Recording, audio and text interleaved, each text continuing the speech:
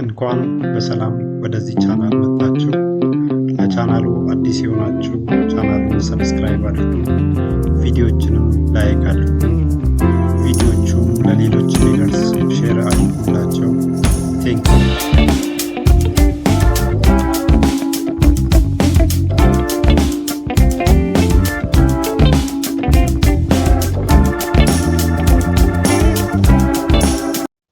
ምዕራፍ 4 የጥንት አብያተ ክርስቲያናት የኦርቶዶክስ ተዋሕዶና ካቶሊክ ቤተ ክርስቲያን። የኦርቶዶክስ ተዋሕዶና የካቶሊክ አብያተ ክርስቲያናት የጥንት አብያተ ክርስቲያናት ናቸው። እነዚህ አብያተ ክርስቲያናት ቀድሞ የእግዚአብሔር ቤተ ክርስቲያን ከሚባለው ወጥ አሰራር በኋላ መከፋፈሎች መምጣት ሲጀምሩ እንደተፈጠሩ ይታወቃል። በ431 ዓመተ ምህረት በተካሄደው የኤፌሶን ጉባኤ ንስጥሮሳውያን ሲገነጠሉ፣ በ451 በተካሄደው የኬልቄዶን ጉባኤ ኦሪየንታል ኦርቶዶክስ ተገነጠለች። በ1054 ዓመተ ምህረት ደግሞ በታላቁ ክፍፍል ወይንም ዘግሬት ስኪዝም የተቀሩት የምስራቅ ቤተ ክርስቲያን ይህም ምስራቅ ኦርቶዶክስና የምዕራብ ቤተ ክርስቲያን ይህም ካቶሊክ በሚል ለሁለት ተከፈሉ።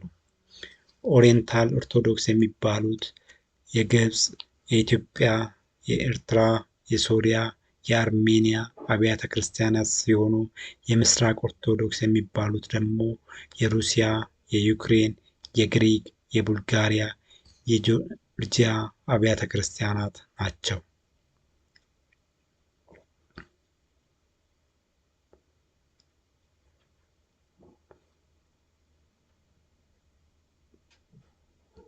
በኦርቶዶክስና በካቶሊክ አብያተ ክርስቲያናት መካከል ያለውን ልዩነት በመሰረታዊ የክርስትና አስተምህሮዎች ላይ ባለመሆኑ ይህቺ መጽሐፍ ደግሞ ያተኮረችው በመሰረታዊ የክርስትና አስተምህሮ ላይ በመሆኑ ምክንያት የእነዚህን ጥንታዊ ሃይማኖቶች ጠንካራና ደካማ ጎኖች በአንድ ላይ እንመለከታለን። ብዙ ሰዎች የኦርቶዶክስ ካቶሊክ አብያተ ክርስቲያናት ከጥንት የመጡ አብያተ ክርስቲያናት በመሆናቸው ምክንያት ምንም ችግር እንደሌለባቸው ሲናገሩ ይሰማል። ነገር ግን ጥንትነት ማለት ትክክለኛነት ማለት ባለመሆኑ ከላይ በምስሉ ላይ የተመለከትናቸው ልዩነቶችና ክፍፍሎች እንኳን ተፈጥረዋል። ሰይጣን በሕይወት እስካለ ድረስ ደግሞ ልዩነቶችና ክፍፍሎች የማይቀሩ ነገሮች ናቸው። ኦርቶዶክስ ካቶሊክ ውስጥ ያለውን ልዩነት ይቅርና ዋናዎቹ የመሰረታቸው አብያተ ክርስቲያናት እንኳን በሰይጣን ሴራ ከነበሩበት ትክክለኛ መንገድ ሲወጡ እንደነበረ መጽሐፍ ቅዱሱ ላይ ተመልክቷል። ኢየሱስ ካረገ 100 ዓመታት እንኳን ሳይሞላው ነበረ አዳዲስ የነበሩ 7ቱ የኤስያ አብያተ ክርስቲያናት ከስህተታቸው እንዲመለሱ ሲመክር የነበረው። ጳውሎስም ከመሰረታቸው ጥቂት ዓመታት እንኳን ያላስቆጠሩ አብያተ ክርስቲያናትን ነበረ ከስህተታቸው እንዲመለሱ ሲወቅሳቸው የነበረው። እግዚአብሔርም በተለያዩ ጊዜያት ቅዱሳኑን ተጠቅሞ በቤተ መቅደሱ ውስጥ ብዙ የተሃድሶ ስራዎችን ሲሰራ ነበረ። ይህም የሆነው ደግሞ ሰዎች በትክክለኛ መንገድ እንዳይሄዱ የሚፈልገው ሰይጣን በመኖሩ ምክንያት ነው። የሰይጣን ሰርጎ ገብነትና እግዚአብሔር ደግሞ ቅዱሳኑን ተጠቅሞ ቤቱን የሚያድስበት አሰራር የተለመደ ተደጋጋሚ የመጽሐፍ ቅዱስ ታሪክ ነው። በዚህም ጥንትነት ስህተት ነፃ መሆን ማለት ነው አባባል ትክክል የሚሆነው ሰይጣን በሕይወት ከሌለ ብቻ ነው። የኦርቶዶክስ ካቶሊክ አብያተ ክርስቲያናትም ብዙ ዘመናትን አልፎ እንደመጡት መጠን ለብዙ የሰይጣን ሴራዎች እንደሚጋለጡ ግልጽ ነው። በእነዚህ ሴራዎች ምክንያት ብዙ ስህተቶች እንደሚፈጠሩ ግልጽ ነው። በአሁኑ ጊዜ ወደ ኦርቶዶክስ ካቶሊክ አብያተ ክርስቲያናት የገቡትን መሰረታዊ ስህተቶች ስንመለከትም ስህተቶቹ በዋናነት በአራት ክፍሎች ይመደባሉ። እነርሱም ማርያም፣ መላእክትና ቅዱሳን ኢየሱስን እንዲተኩ የተደረገበትና ከዚያም አልፈው እንደ እግዚአብሔር እንዲመለኩ የተደረገበት አሰራር። ሁለተኛ፣ ብሉይ ኪዳን እያለ አዲስ ኪዳን የመጣበትን ምስጢር አለማግኘት። ሶስተኛ፣ ያልተቀደሱ ቅዱሳን መጻሕፍት። አራተኛ፣ ከዋናው መጽሐፍ ቅዱስ የሚጋጩ ትውፊቶች ናቸው። ሁሉንም ቀጥለን በስፋት እንመለከታለን። በመጀመሪያም ማርያም፣ መላእክትና ቅዱሳን ኢየሱስን እንዲተኩ የተደረጉበትና ከዚያም አልፈው እንደ እግዚአብሔር እንዲመለኩ የተደረገበት አሰራር። በኦርቶዶክስ ካቶሊክ ቤተ ክርስቲያን ማርያም፣ ቅዱሳንና መላእክት የገዘፈ ስፍራ ይሰጣቸዋል። ይህ አሰራርም የእነዚህ አካላት ስፍራ ከኢየሱስና ከእግዚአብሔር ወሰን ጋር እንዲቀላቀል አድርጓል። በዚህም የአማላጅነት ሥራ፣ የሰው ልጆችን ከሲኦል የማዳን ሥራ እንዲሁም መመለክ ያለበት ማን መሆን እንዳለበት ወይንም እንዳለባቸው በቤተ ክርስቲያኗ ተደበላልቋል። በዚህም አንደኛ ሰማያዊ አማላጅ ማን ነው? ማርያም፣ ቅዱሳን፣ መላእክት፣ ኢየሱስ፣ አራቱም፣ ሦስቱ ወይስ ሁለቱ? ሁለተኛ የሰው ልጆችን ከሲኦል የሚያድነው ማን ነው? ማርያም፣ ቅዱሳን፣ መላእክት፣ ኢየሱስ፣ አራቱም፣ ሦስቱ ወይስ ሁለቱ? ሦስተኛ መመለክ ያለበት ማርያም፣ ቅዱሳን፣ መላእክት፣ እግዚአብሔር ወይስ አራቱም? የሚሉትን ጥያቄዎች በመመልከት ቤተ ክርስቲያኗ ምን አይነት ስህተት ውስጥ እንደገባች እንመለከታለን። በመጀመሪያም ሰማያዊ አማላጅ ማን ነው? ማርያም ወይስ ቅዱሳን ወይስ መላእክት ወይስ ኢየሱስ ወይስ አራቱም ወይስ ሦስቱም ወይስ ሁለቱም? አማላጅ የሚለው ቃል በዋናነት ሦስት መጽሐፍ ቅዱሳዊ ትርጉሞች አሉት። በመጀመሪያ ደረጃ ያለው ትርጉም አስታራቂ የሚለው ትርጉም ነው። ሁለተኛው ትርጉም ደግሞ በብዙ ሰዎች ዘንድ የማይታወቀውና በሮሜ 8:26 ላይ የምንመለከተው ጉድለትን በመሙላት ብቁ ማድረግ ትርጉም ሲሆን፣ ሦስተኛው ትርጉም ደግሞ ሁለተኛ ቆሮንቶስ 5:18-1 ላይ የተገለጸው ይቅር ብሎ መተው የሚል ትርጉም ነው። በሁለተኛውና በሦስተኛው የምልጃ ትርጉም ላይ ሁሉም ሰው ጋር ያለው አስተሳሰብ ተመሳሳይ በመሆኑ በብዙዎች ዘንድ አከራካሪ ስለሆነውና ስለ የመጀመሪያው የምልጃ አተረጓጎም ይህም የምልጃን የአስታራቂነት ትርጉምን ቀጥለን በስፋት እንመለከታለን። የማስታረቅ ምልጃ በሁለት ይከፈላል፣ ምድራዊና ሰማያዊ ምልጃ በሚል። ምድራዊው ምልጃ ቅዱሳን በአጸደ ሥጋ ሳሉ ስለ ሌሎች ሰዎች የሚያደርጉት ጸሎት ነው። መጽሐፍ ቅዱሱም ቅዱሳን በምድራዊ ሕይወታቸው ስለ ሌሎች ሰዎች እንዲማልዱ ያዛል። እዚህም ላይ ሁሉም ሰው ተመሳሳይ ሐሳብ ስላለው እዚህ ውስጥም አንገባም። ነገር ግን በቤተ ክርስቲያኗ ትልቅ ችግር የተፈጠረው በሰማይ ይህም በአብ ዘንድ ስለሚደረገው ቋሚ የምልጃ አይነት ነው። በዚህም በሰማያዊው ስፍራ በአማላጅነት ለሰው ልጆች በቋሚነት የሚቆመው ማን ነው የሚለውን በሰፊው እንመለከታለን። በኦርቶዶክስ ካቶሊክ ቤተ ክርስቲያን በድሮ ጊዜ ማርያም፣ ቅዱሳንና መላእክት በሙሉ ሰማያዊ አማላጅ እንደሆኑ ሲነገር ነበረ። ነገር ግን በአሁኑ ጊዜ በተለይም ከማኅበረ ቅዱሳን እና ከዘመናዊ መንፈሳዊ ትምህርት ቤቶች መስፋፋት ጋር በተያያዘ ከማርያም ውጪ ስላሉት አካላት አማላጅነት የሚሰማው ድምፅ እየቀነሰ መጥቷል። አሁን ላይ ያለው ትልቅ ድምፅ ማርያም አማላጅ፣ መላእክት ተራዳኢ፣ ጻድቃን እና ሰማዕታት መታሰቢያ የሚደረግላቸው የሚለው ነው። ይህ የሥራ ክፍፍል በአሰራር ደረጃ የተሻለ ነው። ምክንያቱም ማርያም፣ መላእክትና ቅዱሳን የተለያየ ተፈጥሮ፣ ማንነት፣ ችሎታ፣ ስልጣንና ጸጋ ስላላቸው ሁሉንም እኩል አድርጎ በአንድ የአገልግሎት ዘርፍ ላይ መመደብ አሳማኝ አልነበረም። ይባሱንም ያንንም አማልደኝ ማለቱ ብዙ ጥያቄን ይፈጥራል። ይህም አንዱ ብቻውን ሙሉ ምልጃ ማድረግ አለመቻል ነው ወይስ አንዱ ባያማልደኝ ወይ ቢረሳኝ ሌላው አልፎ ይሰራል ከሚል የጥርጣሬ እምነት ነው ወይስ አማላጆቹ መካከል ተቀናጅቶ የመስራት ችግር ስላለ ነው ወይስ ፈጣሪ ዘንድ መድረስ ላይ ልዩነት ስላለ ነው የሚሉ ግራ መጋባቶችን ይፈጥር ነበረ። ስለዚህ ከነዚህ ግራ አጋቢ አሰራር ወጥቶ አንድ ቋሚ፣ ለምልጃ ሙሉ ብቃት ያለው እና ለዚህ አገልግሎት የተለየ አማላጅ መምረጡ በአሰራር ደረጃ ትክክል ነው። በዚህም በአሁኑ ጊዜ ማርያም ከሁሉ በላቀ የአማላጅነት ማዕረግ ይዛ ነጥራ ወጥታለች። በዚህም ያለ ማርያም አማላጅነት ዓለም አይድንም እየተባለ ይገኛል።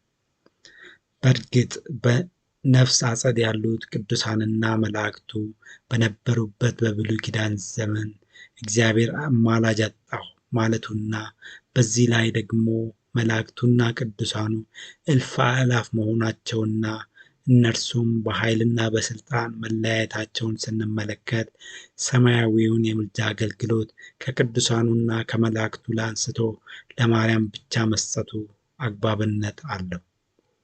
ነገር ግን ይህንን የምልጃ አገልግሎት ከቅዱሳኑ አንስቶ ማርያምን አልቆ ለእርሷ ብቻ መስጠቱ ደግሞ ሌላ ክፍተትን ይፈጥራል።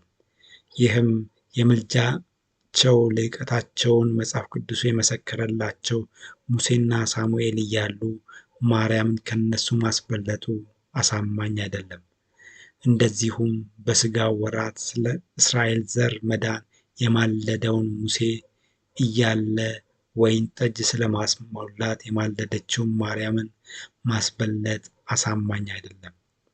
በእነዚህ ግራ አጋቢ ነገሮች ላይ ደግሞ ማርያም፣ መላእክትና ቅዱሳን ሰዎች ከምድር የሚጸልዩትን ጸሎት ለመቀበል እንደ እግዚአብሔር በሁሉም ስፍራ የመገኘት ችሎታ አላቸውን ብለን ስንመለከት ደግሞ የሦስቱም አማላጅነት ላይ ሌላ ጥያቄ ይፈጠራል።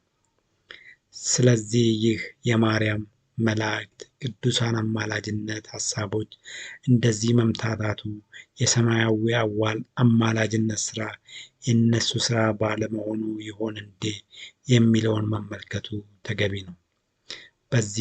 በዚህ ክፍል የማርያም፣ የመላእክት፣ የቅዱሳንና የኢየሱስን አገልግሎቶችና ማንነቶችን በዝርዝር በመመልከት ትክክለኛው ሰማያዊ አማላጅ ማን ነው የሚለውን ጥያቄ በስፋት እንመለከታለን። በመጀመሪያም የማርያም አማላጅነት። መጽሐፍ ቅዱሱ ማርያም ብፅዕት እንደሆነችና ኢየሱስን በድንግልና አርግዛው በድንግልና እንደወለደችው ይናገራል። በኦርቶዶክስ ካቶሊክ አብያተ ክርስቲያናት ግን ለማርያም የሚሰጠው ስፍራ ግን ከዚህ ባለፈ ማርያምን እስከ ሰማያዊ አማላጅነት ድረስ ያደርሳታል።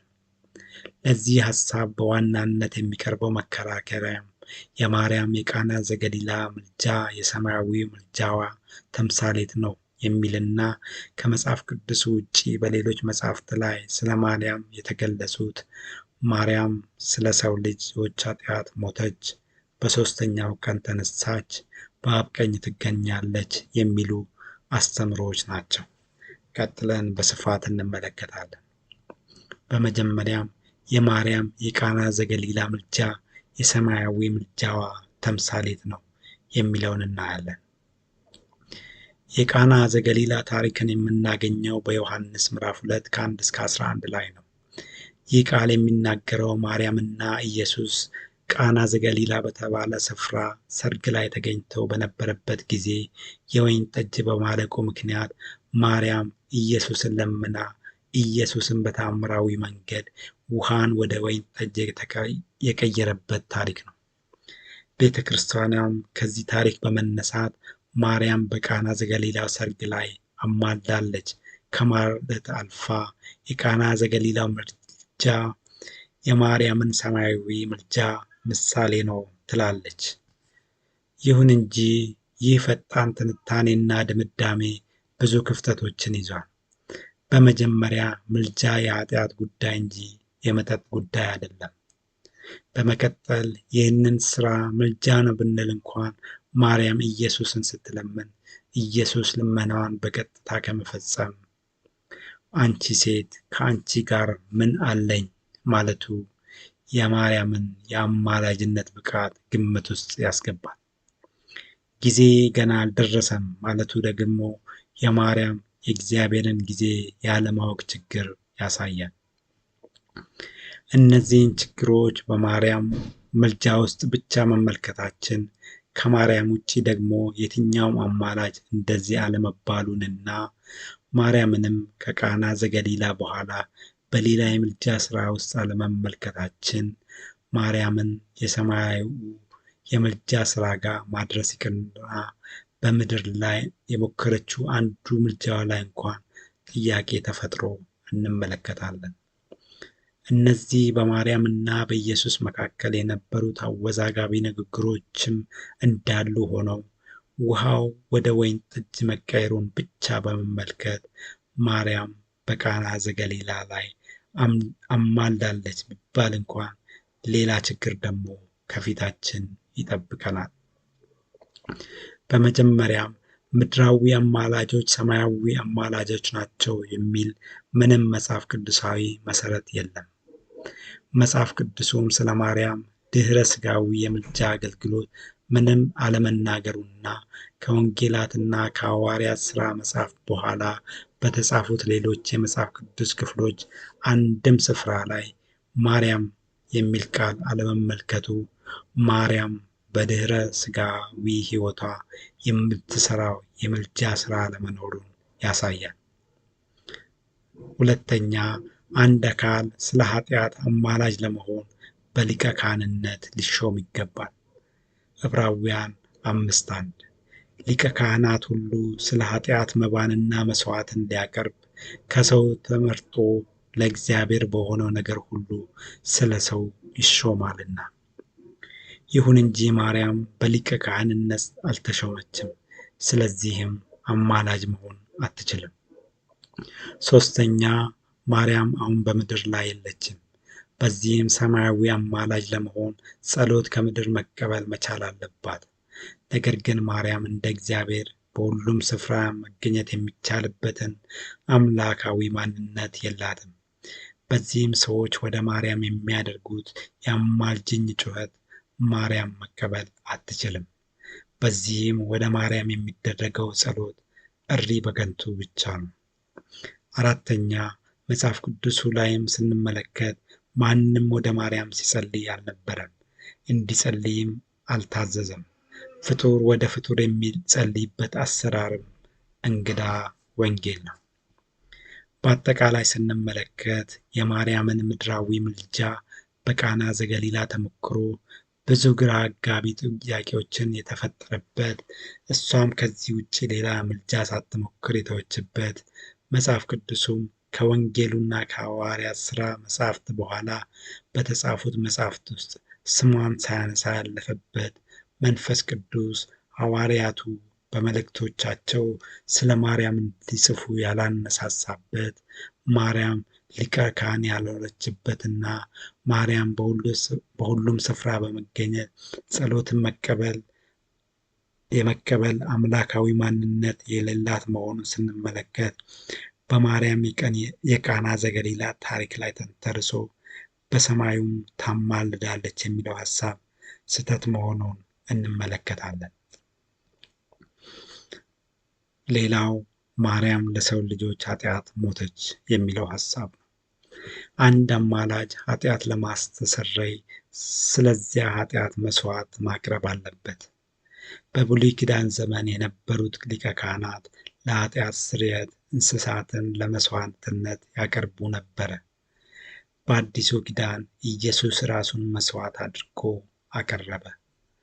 ማርያምም አማላጅ ለመሆን ስለ ኃጢአት የሚሰዋ መሥዋዕት ልታቀርብ ይገባል። ቤተ ክርስቲያኗም ይህንን የማርያምን ክፍተት ለመዝጋት ማርያም ለሰው ልጆች መሥዋዕት መሆኗን ትናገራለች። ይህም ፀሐየ ጽድቅ ጌታችን ኢየሱስ ክርስቶስ እመቤታችን ማርያም 64 ዓመት በሆናት ጊዜ ሙቺ አላት።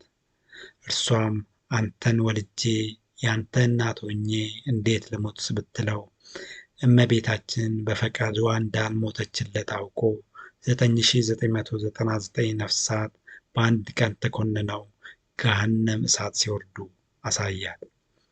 እነዚህም ነፍሳት እመቤታችንን ማርያምን ባዩ ጊዜ እመቤታችን ሆይ ለዘመዱ የማያዝን አንጀት፣ ራሱን የማይሸከም አንገት፣ አንጀቱም አንጀት አንገቱም አንገት አይደለምና ከልጅሽ አስታርቂን፣ ከገሃነመ እሳት አውጪን፣ መንግሥተ ሰማያት አግቢን ብለው ቢያለቅሱባት እርሷም እመቤታችን ማርያም ልጄ ሆይ ወዳጄ ሆይ እባክህ ማርልኝ አለችው።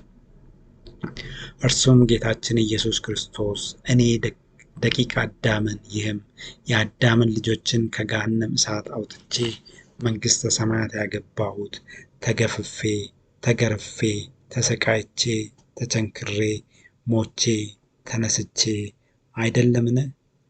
አንቺም ስለ እነዚህ ነፍሳት ኃጢአታቸው ካልሞትሽላቸው ዘላለም በገሃነመ እሳት ወርደው ይቀራሉ አላት። እርሷም እመቤታችን እንኳን አንድ ጊዜ ሰባት ጊዜ ልሙት ብላ ሞታለች። በዚህ መሰረትም ማርያም ስለ ሰው ልጆች ኃጢአት መስዋዕት በመሆኗ ማርያም አማላጅ መሆኗን ቤተ ክርስቲያኗ ትናገራለች። ይህንን ታሪክ መጽሐፍ ቅዱሱ ላይ አናገኝም። ይባሱንም መጽሐፍ ቅዱሱ ክርስቶስ በመስቀል ላይ አንድ ጊዜ የከፈለው ዋጋ ለደቂቀ አዳም ብቻ ሳይሆን ለሰው ዘር በሙሉ መሆኑን፣ የማርያም አጋዥነትም ሳያስፈልገው ሰዎችን ከኃጢአት ሁሉ ማንጻት የሚችል ጉድለት የሌለበት መስዋዕት መሆኑን ነው የሚናገረው። በዚህም ክርስቶስ በመስቀል ላይ ሆኖ ተፈጸመ እንዳለው አንዴ የሰራው ስራ ሙሉ ያለቀለት ስራ እንጂ እሱ ሳይጨርሰው ማርያም መስዋዕት ሆና የምታሟላው ቀሪ ስራዎች የሉም።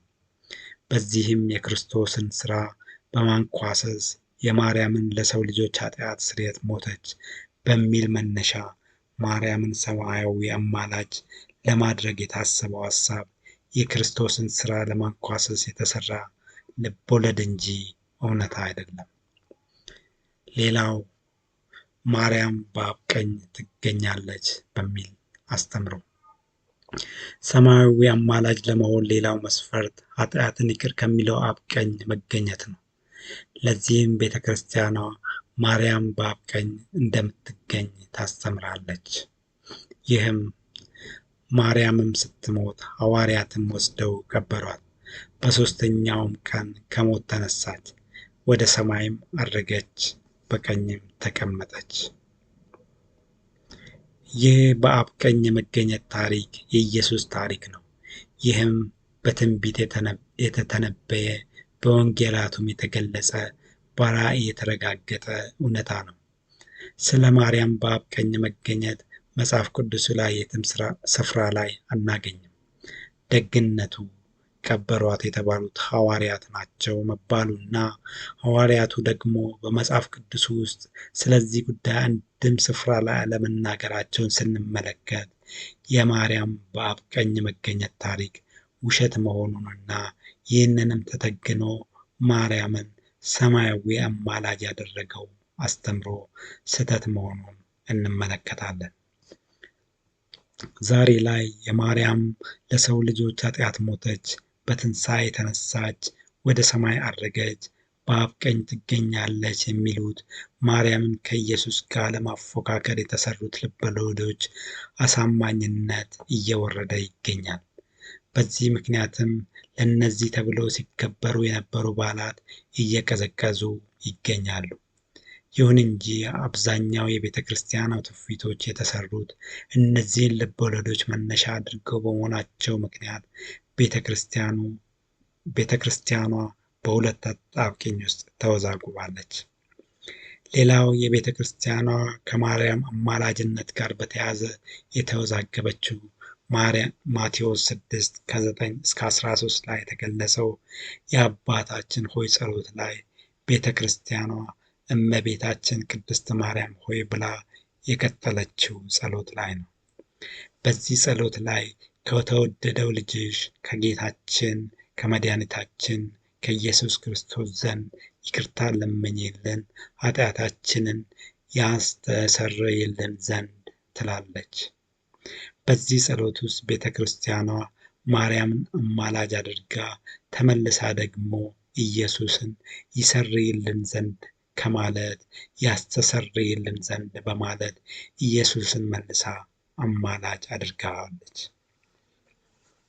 በአጠቃላይ ስንመለከት በመጽሐፍ ቅዱሱ አንድም ስፍራ ላይ ማርያም ታማልዳለች የሚል ቃል ወይም በሌላ ተቀራራቢ አባባል ይህም ማርያም ለሰው ልጆች መንገድ ናት ወይንም ጠበቃ ናት ወይም መካከለኛ ናት ወይንም ሊቀ ካህናት ናት ተብሎ አለመነገሩ ማርያም ስለ ሰው ልጆች ኃጢአት የሞተች አለመሆኑን መጽሐፍ ቅዱሱ ላይ የምንመለከታቸው ቅዱሳን ማርያም እንድታማልዳቸው ወደ እርሷ ጸሎት አለማድረጋቸው ማርያምም እንደ እግዚአብሔር በሁሉም ስፍራ ተገኝታ ጸሎት መቀበል የማትችል መሆኗን ስንመለከት ማርያም በስመ ሰማያዊ ወይንም በመንፈሳዊ ስፍራ በአማላጅነት አገልግሎት እንዳልተሾመች እንመለከታለን።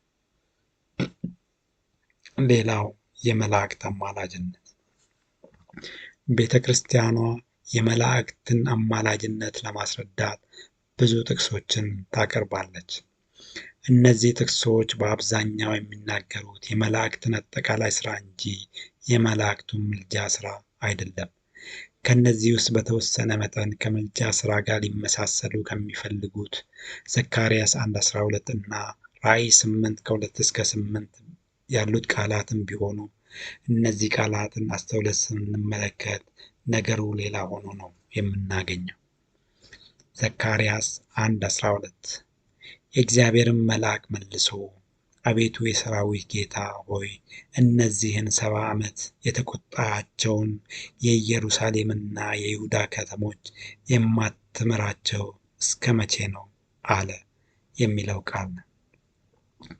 ይሁን እንጂ ዘካርያስ 1:7-21 ላይ ያለውን ይህንን ቃል በጥሞና ስናነብ ዘካርያስ የሚናገረውን አካል አንዴ ሰው ይህም ቁጥር 8 ላይ መልሶ መልአክ ይህም ቁጥር 9 ላይ መልሶ ደግሞ እሱኑ እግዚአብሔር ይህም ቁጥር 13 እና 24 ላይ እያለ ሲጠራ እንመለከታለን። ዘካርያስ 1:11 ላይ ደግሞ ለዚህ ሰማያዊ አካል የእግዚአብሔር መላእክት እንኳን ሪፖርት ሲያቀርቡለት እንመለከታለን። ዘካርያስን ምን አወዛገበው?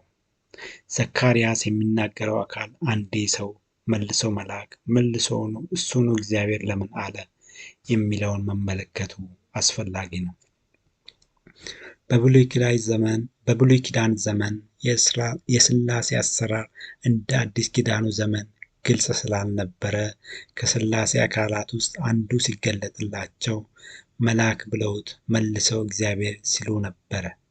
በምሳሌ ብንመለከት አጋር ዘፍጥረት 16:9-13 የእግዚአብሔር መልአክም ወደ እመቤትሽ ተመለሺ፣ ከእጇ በታች ሆነሽ ተገዢ፣ እርሷም ይናገራት የነበረውን የእግዚአብሔርን ስም ኤልሮኢ ብላ ጠራች፣ የሚያየኝ በውኑ እዚህ ደግሞ አየሁት ብላለችና። አብርሃም ዘፍጥረት 22:11-12 የእግዚአብሔርን መልአክ ከሰማይ ጠራና አብርሃም አብርሃም አለው፣ እርሱም እነሆኝ አለው። እርሱም በብላቴናው ላይ እጅህን እንዳትዘረጋ አንዳች እንዳታደርግበት አንድ ልጅን ለእኔ አልከለከልክምና እግዚአብሔርን የምትፈራ እንደሆንክ አሁን አውቄአለሁ አለ። ያዕቆብ ዘፍጥረት 31:11-13 የእግዚአብሔርን መልአክ በሕልም ያዕቆብ ሆይ አለኝ፣ እኔም እነሆኝ አልኩት። ሐውልት በቀባህበት በዚያ ለእኔ ስእለት የተሳልህበት የቤቴል አምላክ እኔ ነኝ። ሙሴ ዘጸአት 3:1-6 ሙሴም የእግዚአብሔር መልአክ በእሳት ነበልባል በእሾህ ቁጥቋጦ መሃል ታየው። እነሆ ቁጥቋጦው በእሳት ሲነድ ቁጥቋጦውም ሳይቃጠል አየ። ሙሴም ልሂድና ቁጥቋጦ ስለምን አልተቃጠለም? ይህን ታላቅ ራእይ ልይ አለ። እግዚአብሔር እርሱ ይመለከት ዘንድ እንደመጣ ባየ ጊዜ እግዚአብሔር ከቁጥቋጦው ውስጥ እርሱን ጠርቶ ሙሴ ሙሴ ሆይ አለ። እርሱም እነሆኝ አለ። ወደዚያ አትቅረብ፣ አንተ የቆምክባት ስፍራ የተቀደሰች መሬት ናትና ጫማህን ከእግርህ አውጣ አለው። ደግሞም እኔ የአባትህ አምላክ የአብርሃም አምላክ የይስሐቅ አምላክ የያዕቆብ አምላክ ነኝ አለው። ሙሴም እግዚአብሔርን ያይ ዘንድ ፈርቶአልና ፊቱን ሸፈነ። ጌዴዎን መሳፍንት ምዕራፍ 6 ከቁጥር 12 እስከ 14 የእግዚአብሔር መልአክ ለሱ ተገልጦ እግዚአብሔርም ወደ እርሱ ዘወር ብሎ ይላል። ሆሴዕ 12 ከ5 እስከ 6 ያዕቆብም ከመልአኩ ጋር ታግሎ አሸነፈ፣ አልቅሶም ለመነው። እርሱም የሰራዊት ጌታ እግዚአብሔር ነው፣ የመታሰቢያውም ስም እግዚአብሔር ነው። ማኑሄ መሳፍንት 13 ከ21 እስከ 22 ያን ጊዜ ማኑሄ የእግዚአብሔር መልአክ መሆኑን አወቀ። ማኑሄም ሚስቱን እግዚአብሔርን አይተናልና ሞትን እንሞታለን አላት። ወልድ ኢየሱስ ከመባሉ በፊት ከቅድመ ተዋህዶ ይህም ከፕሪካርኔሽን በፊት ሰዎችን ለመርዳት በተለያየ ጊዜ ሲገለጥ ነበረ። ልክ ሦስቱ ሥላሴ በሰው መልክ ለአብርሃም እንደተገለጡት። ቅዱሳኑም ይህንን ኢየሱስ የሚገለጥበትን ሰማያዊ ማንነት በስም ባለማወቃቸው ምክንያት በደፈናው መላእክቱን በሚጠሩበት ስም የእግዚአብሔር መልአክ ብለው ሲጠሩት ነበረ። ከቅዱሳኑ ደፈር የሚለው ያዕቆብ እንኳን ስምህን ንገረኝ ሲለው ስሙን ለመናገር ፈቃደኛ አልነበረም። ምክንያቱም በብሉይ ኪዳን ዘመን ምስጢረ ሥላሴ የሰው ልጅ ሊረዳው የማይችለው እጅግ ከባድ እውቀት ስለነበረ። ማኑሄም ይህንን ሰማያዊ አካል ስሙን ጠይቆት ነበረ። ስሜ ድንቅ ነውና ለምን ትጠይቃለህ አለው እንጂ ስሙን አልነገረውም። ዘካርያስ 1:12 ላይም ስለ ኢየሩሳሌምና ይሁዳ ከተሞች መዳን ጥያቄ የጠየቀው አካልም ይህ ሁል ጊዜ ስለ ሰው ልጆች መዳን የሚቆረቆረው ወልድ ወይንም በተዋህዶ ስሙ ኢየሱስ የሚባለው የሥላሴ ማንነት እንጂ መልአክ አይደለም። በዚህ በአዲስ ኪዳን ዘመን ያለውን እውነታ ስንመለከት ግን ከመላእክቱ የሥራ ድርሻ፣ ባህሪና ተፈጥሮ አንጻር ስንመለከት መላእክቱ የምልጃ ሥራ እንደማይሰሩ በብዙ መንገድ መመልከት ይቻላል። አንደኛ፣ ከመላእክቱ የሥራ ድርሻ አንጻር ቤተ ክርስቲያኗ መላእክት አማላጆቻችን ናቸው ትበል እንጂ አንድ ግልጽ ያላደረገችውና በደፈናው ያለፈችው ነገር አለ።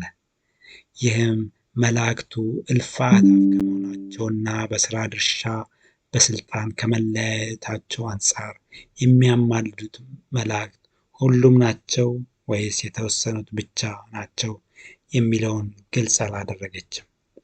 ለምሳሌ የገብርኤልና የሚካኤል የሥራ ድርሻ የተለያየ ነው። ገብርኤል በእግዚአብሔር ፊት ይቆማል፣ ሚካኤል የጦር መሪ ነው። በዚህም ገብርኤልንና ሚካኤልን ተመሳሳይ ሥራ ላይ መመደብ አይቻልም። መጽሐፍ ቅዱሱም የሁሉንም መላእክት ስምና የሥራ አድራሻ አልነገረንም፣ ሊነግረንም አይችልም። ምክንያቱም መላእክቱ እልፍ አእላፍ ስለሆኑ። ዳንኤል እንኳን ስለ ሚካኤል ሲናገር ከዋነኞቹ አለቆች አንዱ ይላል እንጂ ሌሎች እንደ ሚካኤል የአለቅነት ስልጣን ላይ ያሉት ብዛት፣ ስምና የሥራ ድርሻ አልነገረንም። በዚህም የመላእክት አማላጅነት አስተምሮ በመጀመሪያ የዕውር ድንብር አስተምሮ ብቻ መሆኑን እንመለከታለን። በመቀጠል መላእክቱ የተፈጠሩት ለእግዚአብሔር ለመላክ እንጂ ለሰው ለመላክ አይደለም። መላእክቱ ከሰዎች ወደ እግዚአብሔር እንዲላኩ የተቀመጠ አሰራር የለም። በሰው የሚሰጣቸው ተደራቢ የሥራ ድርሻም የለም።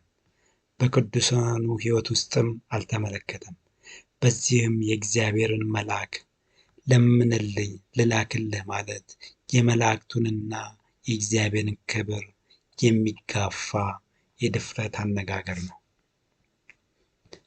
ሌላው ከመላእክቱ ባህሪ አንጻር መላእክቱ የሕግን ፍጽምና እንደሚያከብሩና እንደ እግዚአብሔር ይቅር የሚባል ነገር እንደማያውቁ በመጽሐፍ ቅዱስ ውስጥ በተዘገቡ ታሪኮች ውስጥ መመልከት ይቻላል። ይህንንም እውነታ እስራኤላውያን ከግብፅ በወጡበት ታሪክ ውስጥ እንደዚሁም ዘካርያስና መልአኩ ገብርኤል መካከል በነበረው ሁኔታ ውስጥ መመልከት ይቻላል። እስራኤል ከግብፅ የወጡበትን ታሪክ በቅድሚያ ብንመለከት ዘጸአት 23 ከ20 እስከ 21 በመንገድህ ይጠብቅ ዘንድ ወዳዘጋጀው ስፍራ ያገባ ዘንድ እነሆ እኔ መልአክን በፊትህ እሰዳለሁ። በፊቱ ተጠንቀቁ፣ ቃሉን አድምጡ፣ ስሜም በእርሱ ላይ ስለሆነ ኃጢአት ብትሰሩ ይቅር አይልምና አታስመርሩት።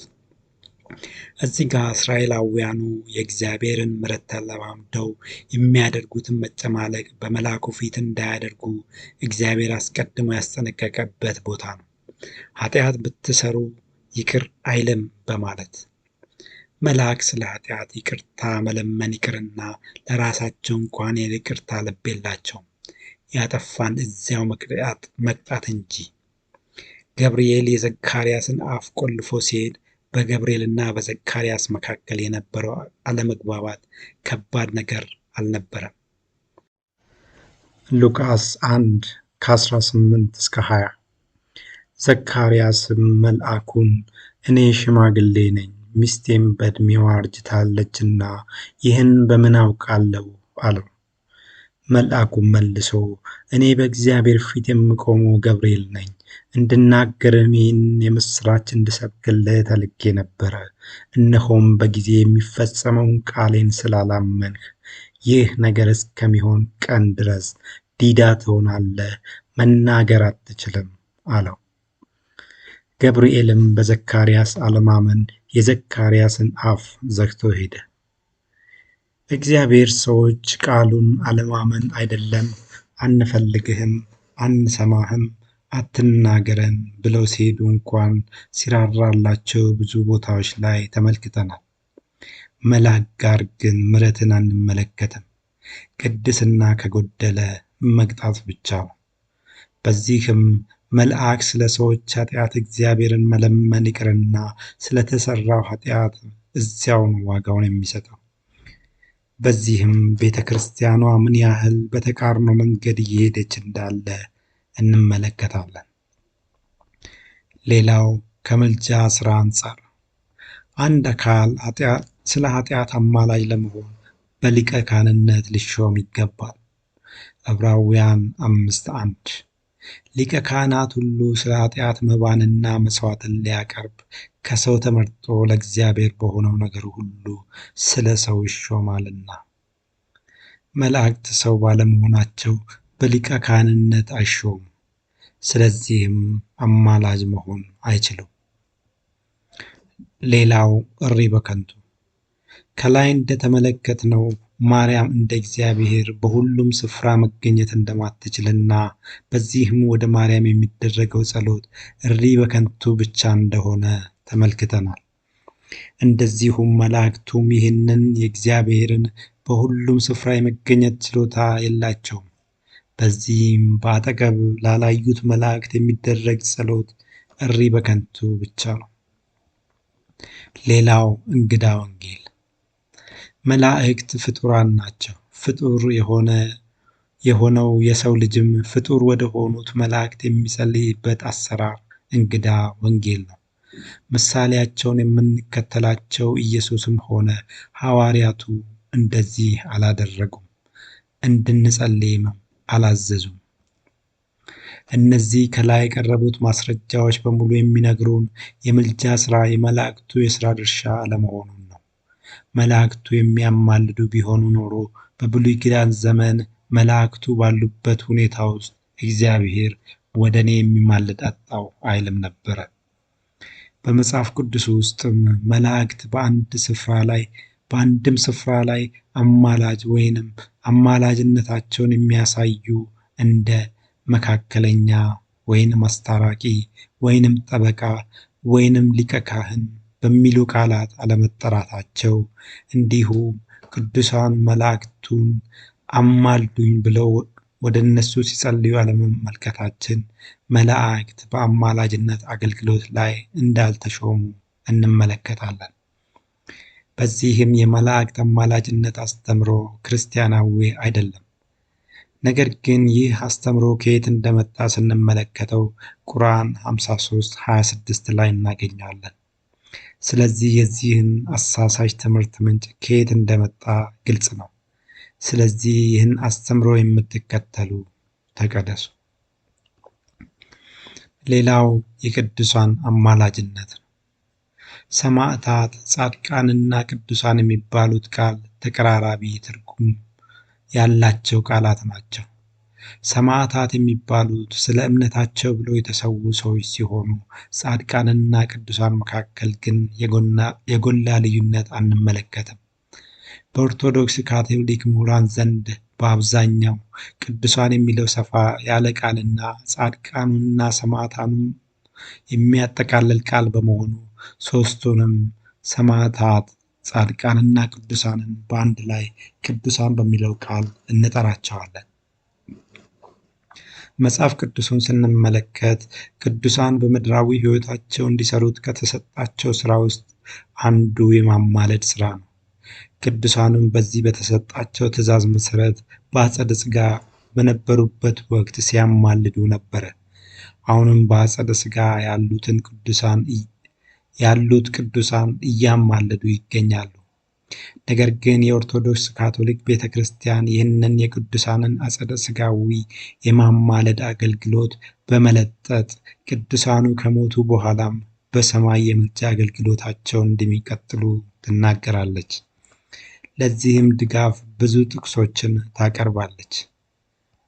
ነገር ግን ከነዚህ ውስጥ ከሁለተኛ ነገሥት ምዕራፍ 13 ከቁጥር 20 እስከ 21 ካለው ውጭ ያሉት ጥቅሶች በሙሉ የሚናገሩት የቅዱሳንን ትንሣኤ መኖርና በትንሣኤም ሕይወትና እንቅስቃሴ መኖሩን እንጂ አንዱም ጥቅስ በአጸደ ነፍስ ያሉት ቅዱሳን የምልጃ አገልግሎት እንደሚሰሩ አይናገርም። ከነዚህ ውስጥ ለሚእት የሚለውን ይህንኑ ሁለተኛ ነገሥት ምዕራፍ 13 ከ20 እስከ 1 ነው ያለው ነው።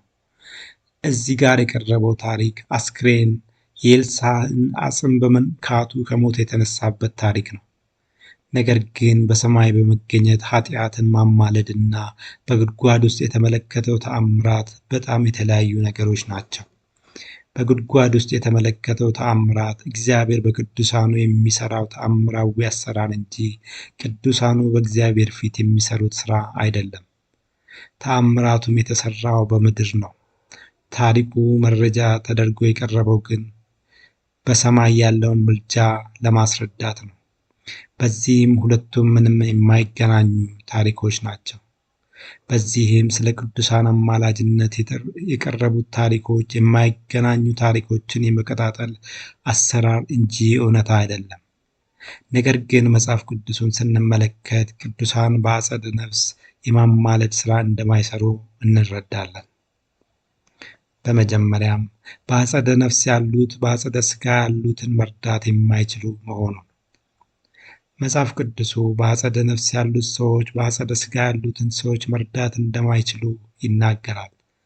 መክብብ 94:6 መክብብ 9 ከ4 እስከ 6 ሙታን ግን አንዳች አያውቁም፣ ከፀሐይ በታችም በሚሰራው ነገር ለዘላለም ዕድል ፈንታ ከእንግዲህ ወዲህ የላቸውም ይላል።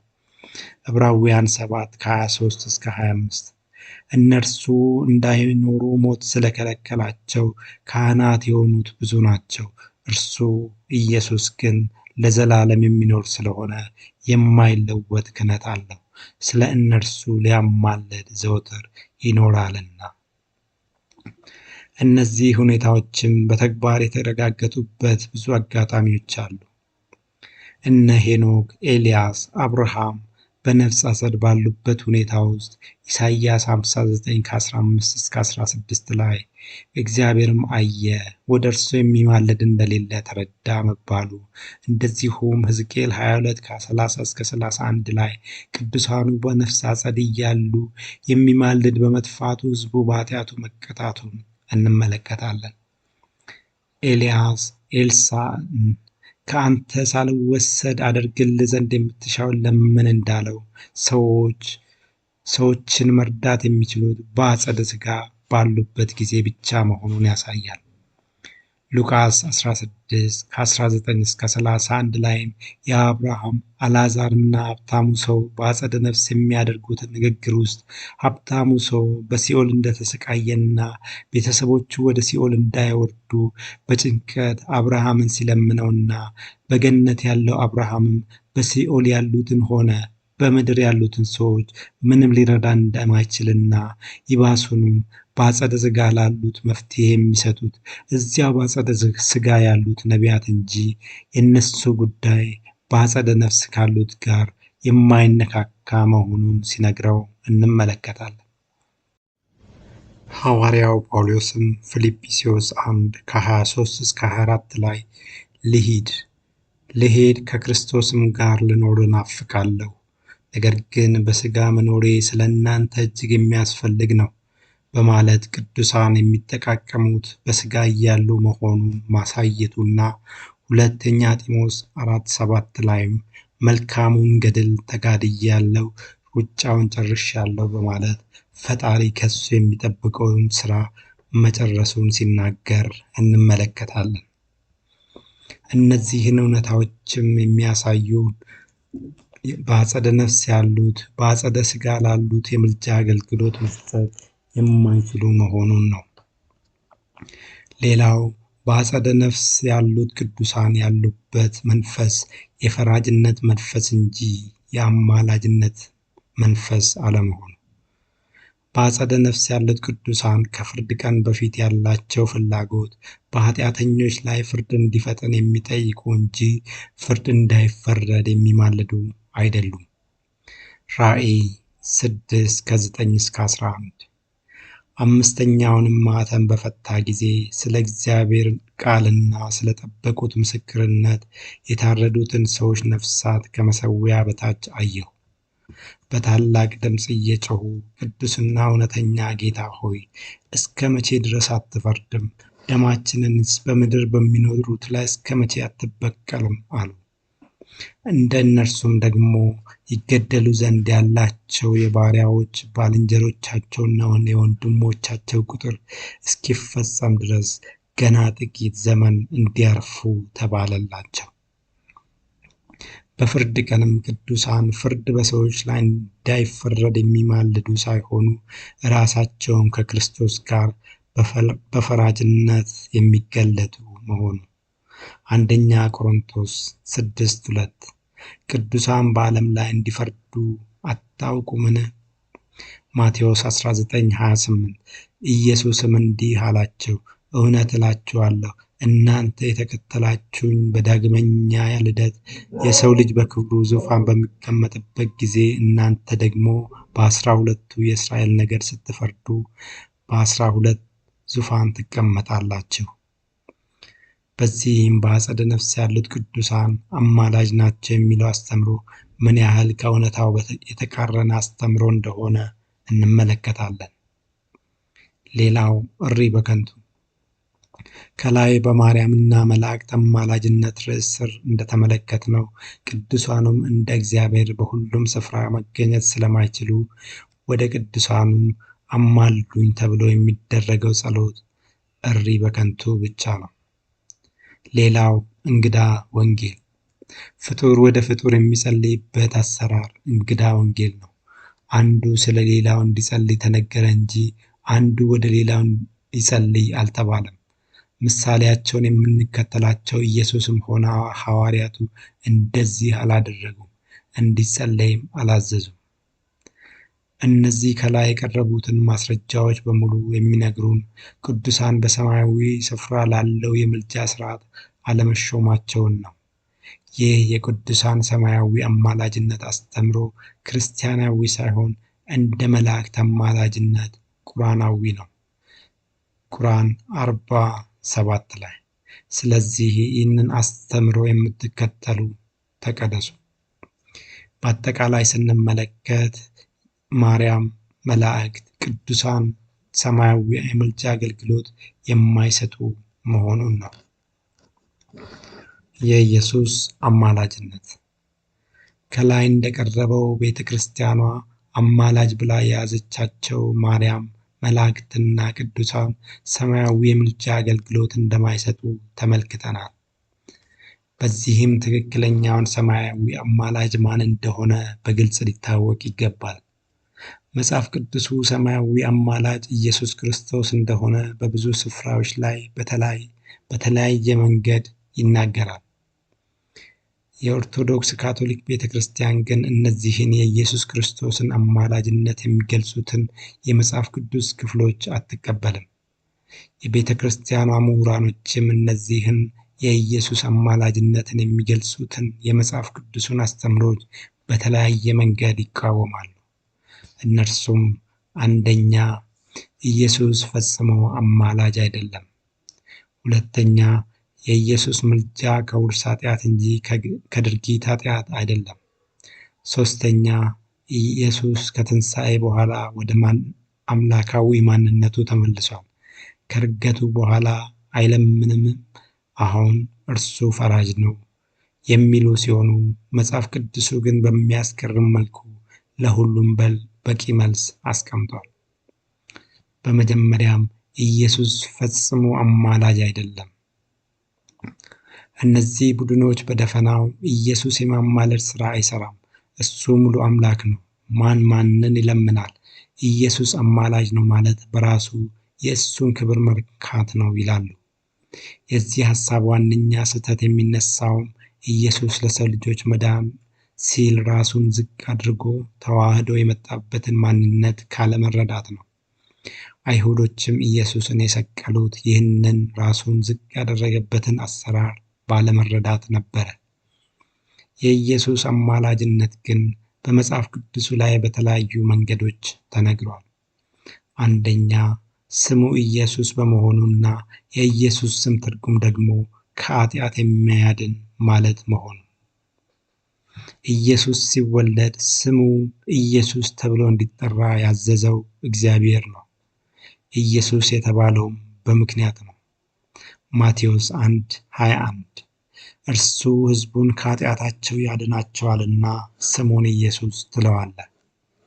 ሉቃስ 24:47 በስሙም ንስሐና የኃጢአት ስርየት ከኢየሩሳሌም ጀምሮ በአሕዛብ ሁሉ ይሰበካል ተብሎ እንደዚሁ ተጽፏል።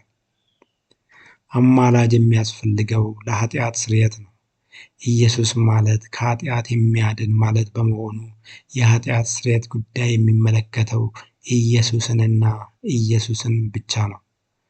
ማንም ከኃጢአት የሚያድን አካል ቢኖር እንኳን ስሙ ኢየሱስ መባል አለበት። ሁለተኛ፣ አማላጅ የሚያስፈልገው ኃጢአትን አንጽቶ ከዘላለም ሞት ለማዳን መሆኑና ኃጢአትን አስወግዶ የሚያድን ደግሞ ኢየሱስ ብቻ መሆኑ። አንደኛ ጢሞቴዎስ 1:15 ኃጢአተኞችን ሊያድን ክርስቶስ ኢየሱስ ወደ ዓለም መጣ። ሶስተኛ፣ አማላጅ የሚያስፈልገው የሰው ልጅን ኃጢአት አጥቦ ለማንጻት መሆኑና ከኃጢአት አጥቦ የሚያነጻው ደግሞ ኢየሱስ ብቻ መሆኑ። ራእይ 1:4-5 ለወደደን ከኃጢአታችንም በደሙ ላጠበን ይላል። አራተኛ፣ አማላጅ የሚያስፈልገው ኃጢአትን ለማስወገድ መሆኑና የኃጢአት ማስወገጃ ደግሞ ኢየሱስ ብቻ መሆኑ። አንደኛ ዮሐንስ 3:5 እርሱም ኃጢአትን ሊያስወግድ እንደተገለጠ ታውቃላችሁ። ዮሐንስ 1:29 እነሆ የዓለምን ኃጢአት የሚያስወግድ የእግዚአብሔር በግ። አምስተኛ፣ አማላጅ የሚያስፈልገው ኃጢአትን ለማስተሰረይ መሆኑና የኃጢአት ማስተሰሪያ ደግሞ ኢየሱስ ብቻ መሆኑ። አንደኛ ዮሐንስ 2:2 እርሱም የኃጢአታችን ማስተሰሪያ ነው። ስድስተኛ፣ አማላጅ የሚያስፈልገው ስለ ኃጢአት መሆኑና የሰው ልጆችም ኃጢአት ወይንም እርግማን እንዲሸከም የተደረገው ደግሞ ኢየሱስ ብቻ መሆኑ። ሁለተኛ ቆሮንቶስ 5:21 እኛ በእርሱ ሆነን የእግዚአብሔር ጽድቅ እንሆን ዘንድ ኃጢአት ያላወቀውን እርሱን ስለ እኛ ኃጢአት አደረገው። ገላትያ 3:13 በእንጨት የሚሰቀል ሁሉ የተረገመ ነው ተብሎ ተጽፏልና ክርስቶስ ስለ እኛ እርግማን ሆኖ ከሕግ እርግማን ዋጀን። ኢሳይያስ 53:11 ከነፍሱ ድካም ብርሃንን ያያል ደስም ይለዋል። ጻድቅ ባሪያዬ በእውቀቱ ብዙ ሰዎችን ያጸድቃል፣ ኃጢአታቸውንም ይሸከማል። አንደኛ ጴጥሮስ 2:24 ለኃጢአት ሞተን ለጽድቅ እንድንኖር እርሱ ራሱ በሥጋው ኃጢአታችንን በእንጨት ላይ ተሸከመ፣ በመገረፉ ቁስል ተፈወሳችሁ። ሰባተኛ የኃጢአት አማላጅ ለኃጢአት ስርየት የሚያስፈልግ መስዋዕት ማቅረብ የሚችል መሆኑና በአዲስ ኪዳኑ ዘመን ስለ ኃጢአት መስዋዕት ያቀረበው ኢየሱስ ብቻ መሆኑ። ኃጢአት የሚሰረየው በመስዋዕት ነው። ይህ የሆነው ደግሞ በምክንያት ነው። ኃጢአት ያለ ደም አይነጻም፣ እንደዚሁም የኃጢአት ደሞዝ ሞት ነውና። በብሉይ ኪዳን ዘመን በሊቀ ካህናትነት የተሾሙት አገልጋዮች እንስሳትን መስዋዕት በማቅረብ የምልጃ አገልግሎት ሲፈጽሙ ነበር። በአዲስ ኪዳኑ ዘመን ብቸኛው አማላጅ ኢየሱስ በመሆኑ ስለ ሰው ልጆች ኃጢአት መስዋዕት ያቀረበው ኢየሱስ ብቻ ነው። ሌሎቹን የልብ ወለድ ሰማዕታትን ትተን መጽሐፍ ቅዱስን እንኳ ሰማዕታቸውን የመሰከረላቸው እንደ እስጢፋኖስ የመሳሰሉት ሰማዕታት እንኳን ዋጋ የከፈሉት ለወንጌል እንጂ ለሰው ልጆች ኃጢአት ስርየት አይደለም።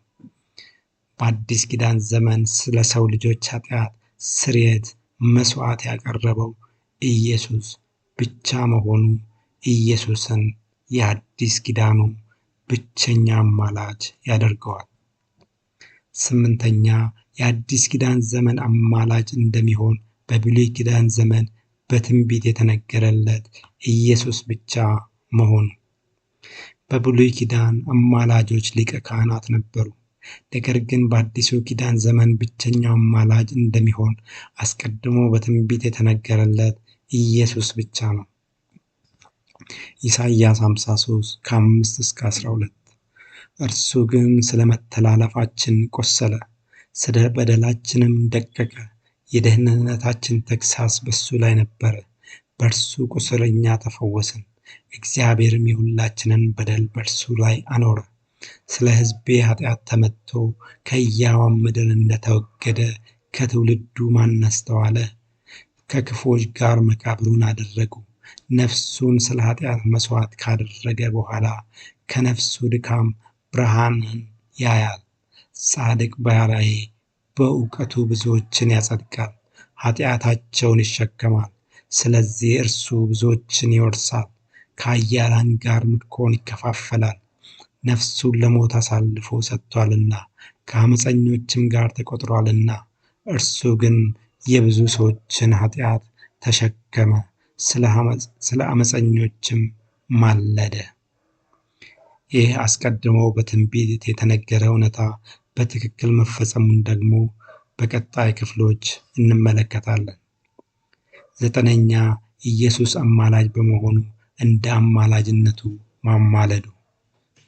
ኢየሱስ እንደ አማላጅነቱ በተግባር አማልዶ አሳይቷል።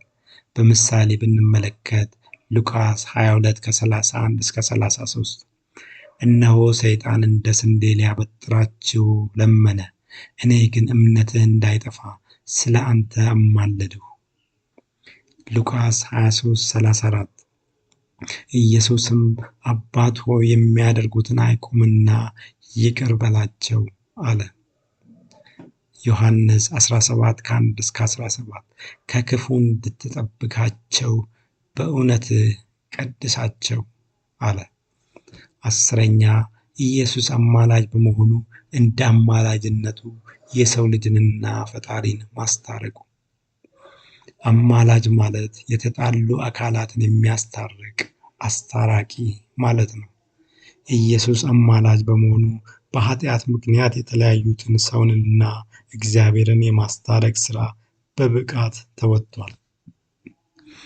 ሮሜ 5:10-11 ጠላቶች ሳለን ከእግዚአብሔር ጋር በልጁ ሞት ከታረቅን በኋላ በሕይወቱ እንድናለን።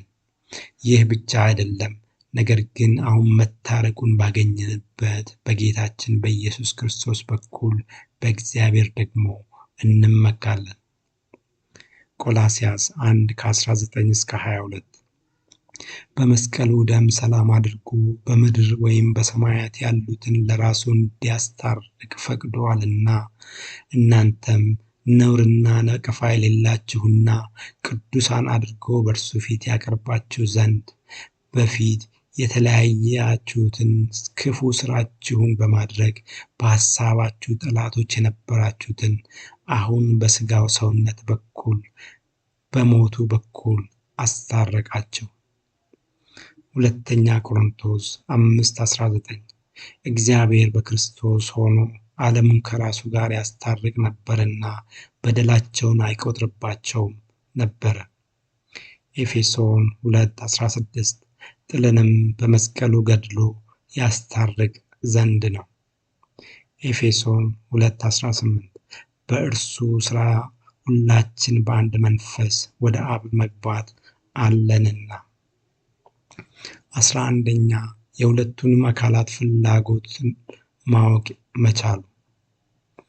ኢየሱስ በተዋህዶነቱ ውስጥ ባለው በፈጣሪ ማንነቱ ስለ ጽድቅ የሚሟገት በመሆኑ በሰውኛ ማንነቱ ደግሞ የሰውን ድካምና የሰይጣንን ፈተና ግምት ውስጥ የሚያስገባ በመሆኑ በሰውና በፈጣሪ መካከል ትክክለኛውን ሚዛን በመጠበቅ የምልጃ ሥራ መስራት የሚችለው ኢየሱስ ብቻ ነው።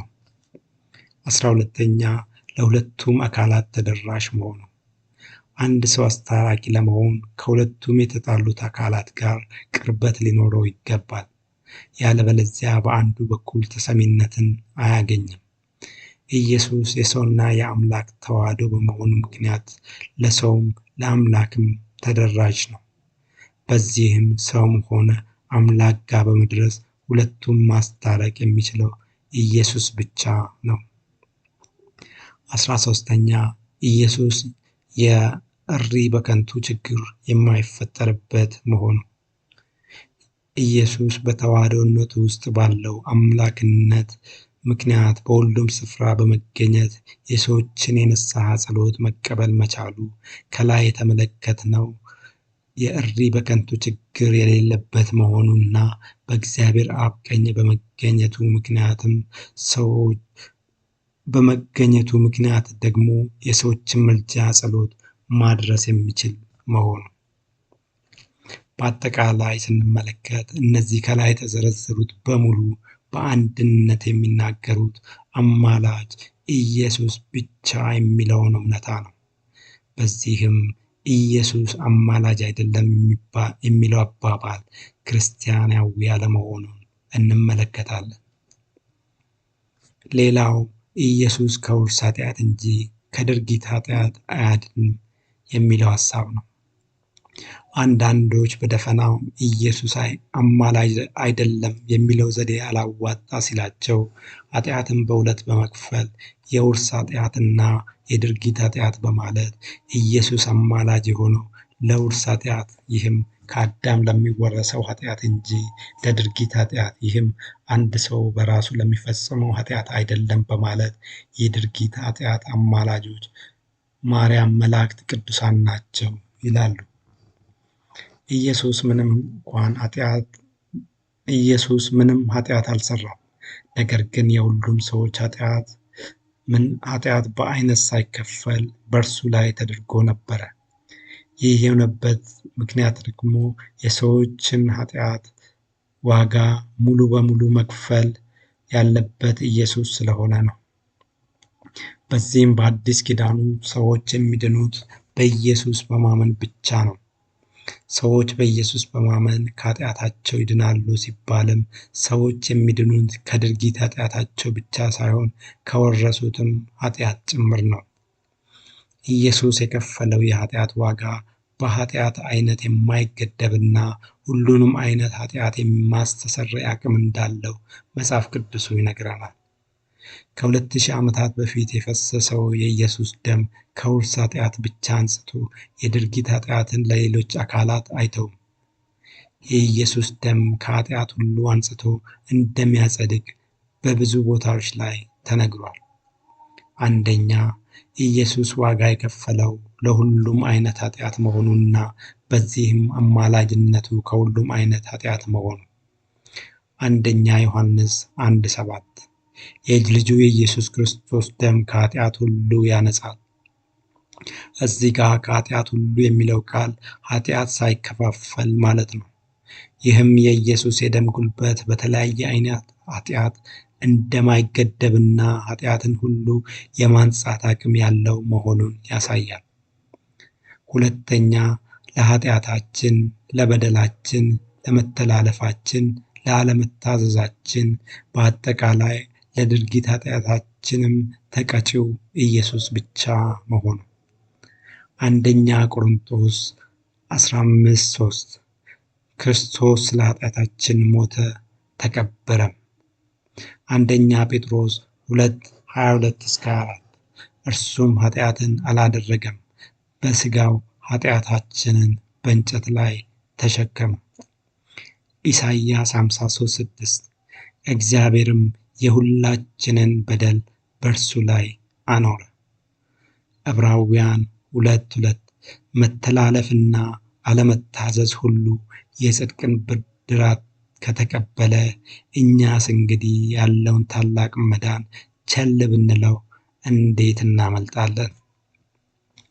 ሶስተኛ፣ ኢየሱስ አንዴ የከፈለው ክፍያ ሙሉ መሆኑና ሳይጨርስ ወይንም ከአቅም በላይ ሆኖበት ለሌላ አካል ያስተላለፈው ሥራ አለመኖሩ። ኢየሱስ በመስቀል ላይ ሆኖ ተፈጸመ እንዳለው የከፈለው ዋጋ ሙሉ የኃጢአት ዋጋ መሆኑና ይህም አንዴው በመስቀል ላይ የተጨረሰ መሆኑ።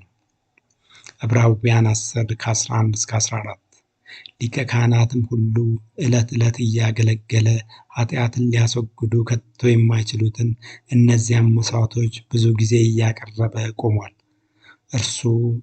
ይህም ኢየሱስ ግን ስለ ኃጢአት አንድን መሥዋዕት ለዘላለም አቅርቦ በእግዚአብሔር ቀኝ ተቀመጠ። አንድ ጊዜ በማቅረብ የሚቀደሱትንም የዘላለም ፍጹማን አድርጓቸዋልና። ዕብራውያን 7:22-27 እርሱም እንደነዚያ ሊቀ ካህናት አስቀድሞ ስለ ራሱ ኃጢአት በኋላም ስለ ሕዝቡ ኃጢአት ዕለት ዕለት መሥዋዕት ሊያቀርብ አያስፈልገውም። ራሱን ባቀረበ ጊዜ ይህንን አንድ ጊዜ ፈጽሞ አድርጓልና። ዕብራውያን 9:25-28 ሊቀ ካህናት በየዓመቱ የሌላውን ደም ይዞ ወደ ቅድስት እንደሚገባ ራሱን ብዙ ጊዜ ሊያቀርብ አይገባም። እንዲህ ቢሆን ዓለም ከተፈጠረ ጀምሮ ብዙ ጊዜ መከራ ሊቀበለው ባስፈለገ ነበረ። አሁን ግን በዓለም ፍጻሜ ራሱን በመሰዋት ኃጢአትን ሊሽር አንድ ጊዜ ተገልጧል። ለሰዎች አንድ ጊዜ መሞት ተመደበባቸው። እንዲሁ ክርስቶስ ደግሞ የብዙዎችን ኃጢአት ሊሸከም አንድ ጊዜ ከተሰዋ በኋላ ያድናቸው ዘንድ ለሚጠባበቁት ሁለተኛ ጊዜ ያለ ኃጢአት ይታይላቸዋል። ከዚህ የምንረዳው ኢየሱስ አንዴ የከፈለው ዋጋ ሙሉ መሆኑንና ማርያም፣ መላእክት፣ ቅዱሳን የሚሸፍኑለት ጉድለት አለመኖሩን ነው።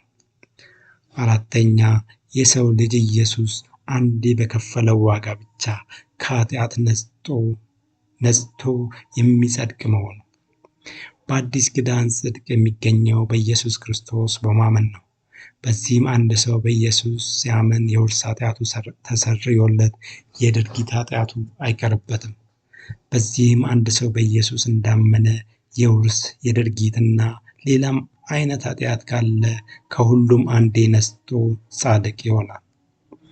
ሮሜ 8:22 እርሱም ለሚያምኑት ሁሉ የሆነ በኢየሱስ ክርስቶስ በማመን የሚገኘው የእግዚአብሔር ጽድቅ ነው። ሮሜ 5:9-11 ይልቁንስ እንግዲህ አሁን በደሙ ከጸደቅን በእርሱ ከቁጣው እንድናለን። ጠላቶች ሳለን ከእግዚአብሔር ጋር በልጁ ሞት ከታረቅን በኋላ በሕይወቱ እንድናለን። ይህ ብቻ አይደለም፣ ነገር ግን አሁን መታረቁን ባገኘንበት በጌታችን በኢየሱስ ክርስቶስ በኩል በእግዚአብሔር ደግሞ እንመካለን። ሮሜ 5:17 በአንዱ በደል ሞት በአንዱ በኩል ከነገሰ ይልቁን የጸጋ ብዛትና የጽድቅን ስጦታ ብዛት የሚቀበሉ በአንዱ በኢየሱስ ክርስቶስ በኩል በሕይወት ይነግሣሉ። መጽደቅ ማለት ከኃጢአት መንጻት ማለት ነው። የኢየሱስ ደም ያጸድቃል ማለት ነው። በዚህም የኢየሱስ ደም ከአዳም የመጣውን የውርስ ኃጢአትን አሰርዮ የድርጊት ኃጢአትን ማንጻት የማይችል አድርጎ የደሙን ጉልበት በአንድ ጉዳይ ብቻ በመገደብ ለድርጊት ኃጢአት ሌላ አማላጅ መፈለጉ ስህተት ነው። 5ኛ አዳኝ ኢየሱስ ብቻ መሆኑ። በአዳም ኃጢአት ምክንያት የሰው ልጆች በሙሉ ሲወድቁ ለሰው ልጆች ኃጢአት በሙሉ ሙሉ ዋጋ በመክፈል የሰው ልጅን ከሲኦል ፍርድ ያዳነው ኢየሱስ ብቻ መሆኑ። ሐዋርያት ሥራ 4:12 መዳንም በሌላ በማንም የለም፣ እንድንበት ዘንድ የሚገባን ለሰዎች የተሰጠ ስም ከሰማይ በታች ሌላ የለምና። ዕብራውያን 7:25 ስለ እነርሱም ሊያማልድ ዘወትር በሕይወት ይኖራልና፣ ስለዚህ ደግሞ በእርሱ ወደ እግዚአብሔር የሚመጡትን ፈጽሞ ሊያድናቸው ይችላል። ኢየሱስ የሠራው ሥራ የውርስን ኃጢአት አሰርዮ ለድርጊት ኃጢአት ሌላ አዳኝ የሚያስፈልግ ባለመሆኑ ነው መጽሐፉ አስረግጦ መዳን በሌላ በማንም የለም ያለው። በአጠቃላይ ስንመለከት የሰው ልጆች ኃጢአት ሙሉ በሙሉ የተደረገው ኢየሱስ ላይ ብቻ መሆኑን፣ ኢየሱስም ኃጢአትን ሳይከፋፍል ስለ ሁሉም አይነት ኃጢአቶች ዋጋ የከፈለ መሆኑን፣ ኢየሱስ ማንጻት አቅቶት ለሌሎች የተወው ሥራ አለመኖሩን፣ ኢየሱስ አንዴ የከፈለው ዋጋ ሰዎችን ከኃጢአት አጥቦ ማጽደቅ የሚችል መሆኑን፣ በዚህም አዳኝ ኢየሱስ ብቻ መሆኑን ስንመለከት የኢየሱስ የቤዞት ሥራ በውርስ ኃጢአት ያልተገደበ እና የድርጊት ኃጢአትንም የሚያጠቃልል ጉድለት የሌለበት ሙሉ የቤዞት ሥራ መሆኑን እንመለከታለን። በዚህም የኢየሱስ አማላጅነትን ለውርስ ኃጢአት እንጂ ለድርጊት ኃጢአት አይሰራም የሚለው አስተምሮ ስህተት መሆኑንና በዚህም የኢየሱስ አማላጅነትን መሸፈን የማይቻል መሆኑን እንመለከታለን። ሌላው ከኢየሱስ አማላጅነት ጋር በተያያዘ የኢየሱስ አማላጅነት በምድራዊ ሕይወቱ ብቻ ነው። ኢየሱስ ከዕርገቱ በኋላ አብን አይለምንም፣ ፈራጅ እንጂ አማላጅ አይደለም የሚለው ሐሳብ ነው። በመጀመሪያ የተመለከትነው ኢየሱስ ፈጽሞ አማላጅ አይደለም የሚሉትን ቡድኖችን ነው። በመቀጠል ደግሞ የተመለከትነው ይህ ሐሳብ አላስኬድ ያላቸውና ኃጢአትን በሁለት በመክፈል የውርስና የድርጊት ኃጢአት በማለት ለድርጊት ኃጢአት የምልጃ ሥራ ለማርያም መላእክትና ቅዱሳን ለመስጠት የሞከሩትን ነው። ሦስተኛው ቡድን ደግሞ የእነዚህን ሁለቱም ቡድኖች ስህተት በማስተዋል ማርያም፣ መላእክት፣ ቅዱሳን በምልጃ ሥራ ላይ አሸጋሽጎ ለማግባት ሲሉ ሌላ ሦስተኛ መንገድ የቀየሱትን ነው። እነዚህ ወገኖችም የኢየሱስን ሕይወት ቅድመ ዕርገትና ድኅረ ዕርገት በማለት በሁለት ምዕራፍ በመክፈል የተወሰነ የምልጃ ክፍልን አሸጋሽጎ ለማርያም መላእክትና ቅዱሳን ለመስጠት ሲሰሩ እንመለከታለን። በዚህም ኢየሱስን ከዕርገቱ በፊት ሲያማልድ ነበረ። አሁን ግን ኢየሱስ አብን አይለምንም፣ አሁን ከዕርገቱ በኋላ ፈራጅ ነው በማለት ከዕርገቱ በኋላ ያለውን የምልጃ አገልግሎት ለማርያም መላእክትና ቅዱሳን ይሰጣሉ። ሁለቱንም ሐሳቦች ቀጥለን እንመለከታለን። ኢየሱስ ከዕርገቱ በኋላ አብን አይለምንም። እነዚህ ቡድኖች ለዚህ የሚያቀርቡት መከራከሪያ ዮሐንስ 16:26 ላይ ያለውን በዚያን ቀን በስሜ ትለምናላችሁ፣ እኔም ስለ እናንተ አብን እንድለምን የምላችሁ አይደለሁም የሚለውን ቃል ነው። ይሁን እንጂ ይህ ቃል የሚናገረው ስለ ሁለት የተተካኩ ነገሮች፣ ይህም ኢየሱስ በምድር በነበረበት ወቅት ለሰዎች በቀጥታ ወደ አብ ሲያደርግ የነበረውን የልመና አገልግሎት ከዕርገት በኋላ ሰዎች በኢየሱስ ስም በመጸለይ ማግኘት እንደሚችሉ የተነገረበት ቃል እንጂ በኢየሱስ በኩል የነበረው የምልጃ ሥራ ከዕርገት በኋላ ይቆማል የሚል አይደለም። ኢየሱስ ከዕርገቱ በፊት ለሰዎች ኃጢአት ስርየት በቀጥታ አብን ሲለምን ነበረ። ነገር ግን ከዕርገቱ በኋላ በኢየሱስ በኩል የኃጢአት ስርየት ማግኘት የሚቻለው በስሙ በኩል ነው። ዮሐንስ 16:23 በዚያን ቀን ከኔ አንዳች አትለምኑም፣ እውነት እውነት እላችኋለሁ አብ በስሜ የምትለምኑትን ሁሉ ይሰጣችኋል። ዮሐንስ 14:13-14 እኔ ወደ አብ እሄዳለሁና አብም ስለ ወልድ እንዲከብር በስሜ የምትለምኑትን ሁሉ አደርገዋለሁ። ማናቸውንም ነገር በስሜ ብትለምኑ እኔ አደርገዋለሁ። ሐዋርያት 10:43 በእርሱም የሚያምን ሁሉ በስሙ የኃጢአት ስርየት እንዲቀበል ነቢያት ሁሉ ይመሰክሩለታል። ሉቃስ 24:47 በስሙም ንስሐና የኃጢአት ስርየት ከኢየሩሳሌም ጀምሮ በአሕዛብ ሁሉ ይሰበካል ተብሎ እንዲሁ ተጽፏል። አንደኛ ዮሐንስ 2:12 ልጆች ሆይ ኃጢአታችሁ ስለ ስሙ ተሰርዮላችኋል። ይህም የሚያሳየን ዛሬ ሰዎች ኢየሱስን በአካል አግኝተው እንዲያማልድላቸው መጠየቅ ባይችሉም ሰዎች የኢየሱስን የምልጃ አገልግሎት የሚያገኙት በኢየሱስ ስም በሚያደርጉት ጸሎት በኩል መሆኑን እንመለከታለን። ይህ የሆነው ደግሞ ኢየሱስና ስሙ አንድ በመሆናቸው ምክንያት ነው። ይህ እውነታም መጽሐፍ ቅዱስ ውስጥ በብዙ መንገድ ተመልክቷል። በኢየሱስ እመኑ እንደተባለው ሰዎች በኢየሱስ ስም እንዲያምኑ መነገሩ። ሌላው ኢየሱስ በቀጥታ ለሰው ልጆች ሲሰጣቸው የነበሩት አገልግሎቶች ከዕርገቱ በኋላ ሰዎች በስሙ በኩል እንዲያገኙ መደረጉ። እነርሱም የኃጢአት ስርየት፣ የዘላለም ሕይወት፣ የእግዚአብሔር ልጅነት፣ ድነት፣ ተስፋ፣ አጋንንት ላይ ስልጣን፣ አጋንንት ማውጣት፣ ተአምራት መስራት፣ ሽባ መተርተር፣ ፈውስ፣ ኃይል ወዘተ የመሳሰሉ ናቸው። እነዚህ እውነታዎችም የሚያሳዩት ኢየሱስና ስሙ አንድ መሆናቸውን ነው። በአጠቃላይ ስንመለከት ከዕርገት በፊትም ሆነ በኋላ የምልጃ ጉዳይ የሚመለከተው ኢየሱስን ብቻ መሆኑን ነው። ሌላው ኢየሱስ ከዕርገቱ በኋላ ፈራጅ እንጂ አማላጭ አይደለም የሚለው ነው። እነዚህ ወገኖች ደግሞ ኢየሱስ በምድር በነበረበት ወቅት ሰውንና ፈጣሪን የማስታረቅ የምልጃ ስራውን ሰርቷል፣ በአሁኑ ጊዜ የሚሰራው የፈራጅነት ስራ ነው ይላሉ። ለዚህ የሚያቀርቡት መከራከሪያ ቃልም ዮሐንስ 5:22-23 ላይ ያለውን ነው። ዮሐንስ 5:22-23 ሰዎች ሁሉ አብን እንደሚያከብሩት ወልድንም ያከብሩ ዘንድ ፍርድን ሁሉ ለወልድ ሰጠው እንጂ አብ በአንድ ሰው እንኳን አይፈርድም። በእርግጥ የኢየሱስ ፈራጅነት የሚያከራክር አይደለም። ነገር ግን ግልጽ ሊሆን የሚገባው ኢየሱስ በፈራጅነት የሚገለጠው በፍርድ ቀን ነው። የፍርድ ቀን ደግሞ ገና ነው። ከፍርድ ቀን በፊት ኢየሱስ በምልጃ በማገልገል በደብረ ዘይት ተራራ ላይ በመገለጥ የአርማጌዶን ጦርነት በመምራት የ666 መንፈስን በመቅጣት ለ1000 ዓመታት ምድርን በመግዛትና የመሳሰሉ የዳግም ምጽአት አገልግሎቶቹን ከፈጸመ በኋላ ነው። በዚህም መታወቅ ያለበት ቁም ነገር የእግዚአብሔር ፕሮግራም ነው።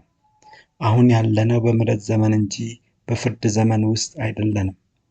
በዚህም ኢየሱስ ፈራጅ ኢየሱስ ቢሆንም የኢየሱስ ፈራጅነት የሚገለጠው ግን አሁን ሳይሆን በፍርድ ቀን ነው። ዕብራውያን 9:24 ክርስቶስ በእጅ ወደ ተሰራች እውነተኛይቱ ምሳሌ ወደምትሆን ቅድስት አልገባምና፣ ነገር ግን በእግዚአብሔር ፊት ስለኛ አሁን ይታይ ዘንድ ወደ እርሷ ወደ ሰማይ ገባ። ሁለተኛ ጢሞቴዎስ 4:8 ወደፊት የጽድቅ አክሊል ተዘጋጅቶልኛልና ይህም ጻድቅ ፈራጅ የሆነው ጌታ ያን ቀን ለእኔ ያስረክባል። በትንሣኤና በፍርድ ቀን መካከል ካሉት የኢየሱስ አገልግሎቶች አንዱ አምነው የጸደቁት ጻድቃን ከጸደቁ በኋላ በሚሰሩት ኃጢአት እንዳይፈረድባቸው ከፍርድ የማስመለጥ የምልጃ ሥራ ነው። አንድ ሰው በኢየሱስ ሲያምን ከአዳም የሚመጣውን ሆነ በራሱ የሠራቸውን ኃጢአቶች ይህም የድርጊት ኃጢአቶች ይሰረዩለትና ጻድቅ ይሆናል። ይሁን እንጂ ይህ ሰው ከጸደቀ በኋላ ኃጢአት ቢሠራ ይህ ኃጢአት የሚሰረየው በሰውየው ንስሐና በኢየሱስ የምልጃ አገልግሎት ነው። ከኢየሱስ የምልጃ አገልግሎት ጋር በተያያዘ ብዙ ሰዎችን ግራ የሚያጋባው ነገር ኢየሱስ አማኞች ኃጢአት በሠሩ ቁጥር ቁጭ ብድግ እያለ ይቅርታ የሚጠይቅ እየመሰላቸው ይህስ የእሱን ክብር የሚነካ አሰራር ነው በሚል መንፈስ ነው የኢየሱስን አማላጅነት መቀበል ያልቻሉት። ይሁን እንጂ ኢየሱስ የሚማልደው አንዴ ስለ ኃጢአት ባፈሰሰው ደሙ በኩል ነው። አንድ ሰው በኢየሱስ ሲያምን ከዚያን ጊዜ አንስቶ ለዚያ አማኝ የኢየሱስ ደም ይሰራለታል። አንድ አማኝ እምነቱን ሲተው ወይ ከኃጢአት መውጣት አቅቶት በእግዚአብሔር ሲናቅ፣ ሲቆረጥ ወይንም ሲተፋ ይህ ሰው ከኢየሱስ ደም አገልግሎት ይቋረጣል። በዚህም ኢየሱስ ይማልዳል ሲባል ኢየሱስ አማኞች ኃጢአት በሠሩ ቁጥር እየተነሳ እጅ ይነሳል ማለት ሳይሆን ኃጢአትን የሚሰርየው የኢየሱስ ደም ለአማኙ የኃጢአት ስርየት ይሰራል ማለት ነው። It is a matter of linking and delinking process። የኢየሱስ የአማላጅነት አገልግሎት በኢየሱስ ድኅረ ሥጋዌ ዘመንም የሚቀጥል ለመሆኑ ማስረጃ ሐዋርያቱ ከኢየሱስ ዕርገት በኋላ በጻፏቸው መልእክቶቻቸው ውስጥ በተለያዩ አባባሎች አማላጅ፣ መካከለኛ፣ ጠበቃ፣ ሊቀ ካህን፣ በእግዚአብሔር ፊት የሚቆም፣ በእግዚአብሔር ፊት የሚታይ ወዘተ በማለት በተለያየ መንገድ ገልጸዋል። ቀጥለን እንመለከታለን። አንደኛ፣ አማላጅ። የኢየሱስን አማላጅነት ኢየሱስ ካረገ በኋላ በተጻፉት የመጽሐፍ ቅዱስ ክፍሎች ላይ ቃል በቃል ተነግሯል። ሮሜ 8:34 የሞተው ይልቁንም ከሙታን የተነሳው በእግዚአብሔር ቀኝ ያለው ደግሞ ስለኛ የሚማልደው ክርስቶስ ኢየሱስ ነው። ይህ ቃል ስለኛ የማለደው ሳይሆን ስለኛ የሚማልደው ነው የሚለው። እንደዚሁ ኢየሱስ ይህንን ሥራ የሚሠራው የት ሆኖ እንደሆነ በማመልከት በአብ ቀኝ ይላል። በዚህም ኢየሱስ ክርስቶስ የአሁኑ አገልግሎት ሰማያዊ የምልጃ አገልግሎት መሆኑን እንመለከታለን። ዕብራውያን 7:22-27 እንዲሁ ኢየሱስ ለሚሻል ኪዳን ዋስ ሆኗል። እነርሱ እንዳይኖሩ ሞት ስለከለከላቸው ካህናት የሆኑ ብዙ ናቸው። እርሱ ግን ለዘላለም የሚኖር ስለሆነ የማይለወጥ ክህነት አለው። ስለ እነርሱም ሊያማልድ ዘወትር በሕይወት ይኖራልና። ስለዚህ ደግሞ በእርሱ ወደ እግዚአብሔር የሚመጡትን ፈጽሞ ሊያድናቸው ይችላል። እዚህ ጋር እያወዳደረ ያለው የቅዱሳኑን ምልጃና የኢየሱስን ምልጃ ልዩነት ነው። በዚህም የኢየሱስ ምልጃ ዘላቂ፣ በሞት የማይገደብና ከዕርገቱ በኋላም የማይቆም መሆኑን ነው። ሁለተኛ፣ መካከለኛ። ኢየሱስ በፈራጅነቱ ከመገለጡ በፊት አሁን የሚገኘው በሰውና በእግዚአብሔር መካከል በሚገኘው የአማላጅነት ስፍራ ነው። በዚህም መጽሐፍ ቅዱሱ ኢየሱስ ካረገ በኋላ መካከለኛ ይለዋል። አንደኛ ጢሞቴዎስ 2:5 አንድ እግዚአብሔር አለና በእግዚአብሔርና በሰው መካከል ያለው መካከለኛ ደግሞ አንድ አለ፣ እርሱም ሰው የሆነው ክርስቶስ ኢየሱስ ነው። ዕብራውያን 9:15 ስለዚህም የፊተኛው ኪዳን ሲጸና ሕግን የተላለፉትን የሚቤዥ ሞት ስለሆነ የተጠሩት የዘላለም ርስት የተስፋ ቃል እንዲቀበሉ እርሱ የአዲስ ኪዳን መካከለኛ ነው።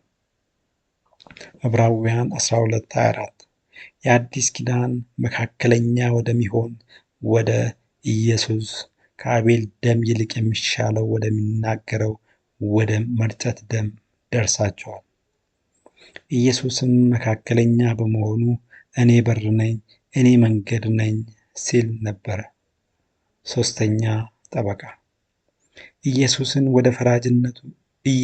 ወደ ፈራጅነቱ ከመሄዱ በፊት አሁን እየሰጠ ያለው አገልግሎት ስለ ሰው ልጆች ኃጢአት ስርየት የጠበቃነት አገልግሎት ነው። መጽሐፉ ይህንን የተናገረው ኢየሱስ ካረገ በኋላ ነው።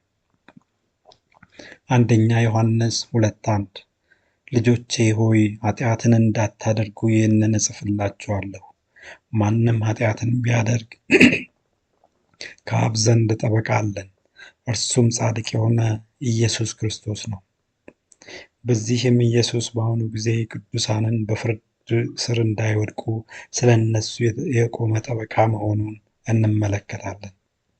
አራተኛ ሊቀ ካህን ሊቀ ካህን ማለት በሰዎችና በእግዚአብሔር መካከል በመገኘት መስዋዕት በማቅረብ የሰዎችን ኃጢአት የሚያስተሰርይ ማለት ነው።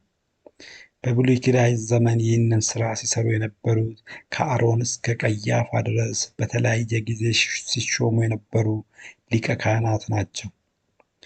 በአዲስ ኪዳን ዘመን በመጽሐፍ ቅዱሱ ላይ የተሾመው ብቸኛ ሊቀ ካህን ኢየሱስ ብቻ ነው። ኢየሱስ ከዕርገቱ በኋላም ሊቀ ካህን እንደሆነ መነገሩ ዛሬም አማላጅ ኢየሱስ መሆኑን፣ በዚህም በአዲስ ኪዳን ዘመን አማላጅ ኢየሱስ ብቻ መሆኑን እንመለከታለን። አምስተኛ በእግዚአብሔር ፊት ስለ ሰው ልጆች የቆመ ኢየሱስ የሰው ልጆች አማላጅ በመሆኑ ምክንያት ለሰው ልጆች በአብ ቀኝ የሚቆመው እርሱ ነው። ሐዋርያት ሥራ 7:55-56 መንፈስ ቅዱስንም ተሞልቶ ወደ ሰማይ ትኩር ብሎ ሲመለከት የእግዚአብሔርን ክብር ኢየሱስንም በእግዚአብሔር ቀኝ ቆሞ አየና፣ እነሆ ሰማያት ተከፍተው የሰው ልጅም በእግዚአብሔር ቀኝ ቆሞ አያለው አለ። ስድስተኛ በእግዚአብሔር ፊት ስለ ሰው የሚታይ ኢየሱስ የሰው ልጅ አማላጅ በመሆኑ ምክንያት ለሰው ልጆች በአብ ቀኝ የሚታየው እርሱ ነው። ዕብራውያን 9:24 ክርስቶስ በእጅ ወደ ተሰራች የእውነተኛይቱ ምሳሌ ወደምትሆን ቅድስት አልገባምና፣ ነገር ግን በእግዚአብሔር ፊት ስለኛ አሁን ይታይ ዘንድ ወደ እርሷ ወደ ሰማይ ገባ። ሰባተኛ ዛሬም ስሙ ኢየሱስ መሆኑ ኢየሱስ የሚባለው ስም የተሰየመው የሥጋና መለኮት ተዋህዶ ለሆነው አካል ነው። ዛሬም ይህ አካል ያለው በዚህ በተዋህዶ ማንነቱ በመሆኑ ምክንያት ዛሬም ስሙ ኢየሱስ ነው።